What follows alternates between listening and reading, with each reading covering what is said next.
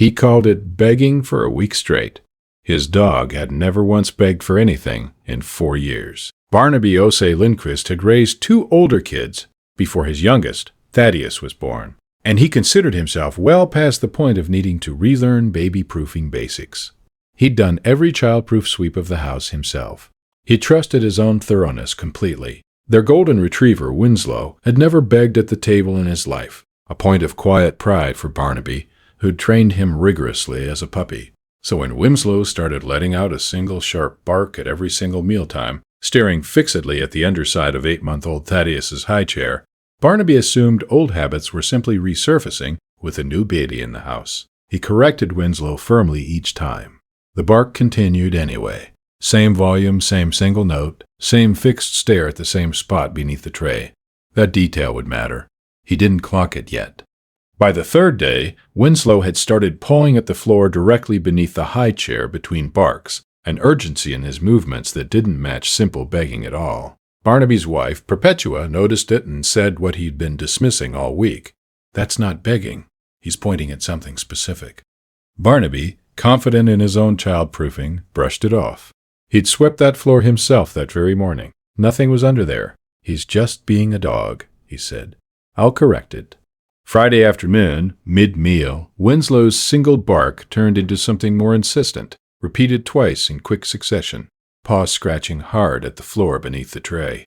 Barnaby, more out of exasperation than concern, finally got down on his hands and knees to look. Wedged in the gap between the tray's locking mechanism and the seat, nearly invisible from a standing height, was a small button battery, fallen loose from a remote control days earlier, and worked its way into a spot exactly at the height where Thaddeus's dangling foot brushed it with every kick. Barnaby's stomach dropped in a way his own careful sweeps hadn't prepared him for. He removed it immediately and called poison control as a precaution, badly shaken by how close it had sat, unnoticed, to a baby who reached for everything within range. The specialist on the line was direct. Button batteries are one of the most dangerous small objects a baby can access. If that had ended up in his mouth, we'd be talking about an emergency, not a phone call. Barnaby sat on the kitchen floor for a long time after hanging up. Winslow's bark, day after day, aimed at the exact same spot. Not begging, not old habits resurfacing. A fixation on a hazard his own careful sweep had somehow missed entirely. The pawing at the floor. Not misbehavior. A dog pointing as clearly as he possibly could at the one thing that mattered.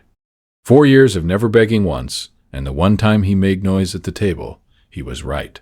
If you love stories about what animals notice before we do, subscribe. Pause Before Panic posts a new one every week.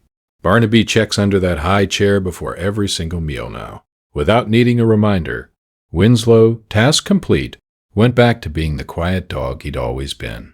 Has your dog ever pointed you toward a hazard you were sure you'd already ruled out? Tell us in the comments below. Thaddeus eats happily in that same high chair today, Winslow resting calmly nearby. No more barking necessary. If this story mattered to you, subscribe so you never miss the next one. Next week's story is about a dog who refused to let a toddler near the bathroom for 2 days straight.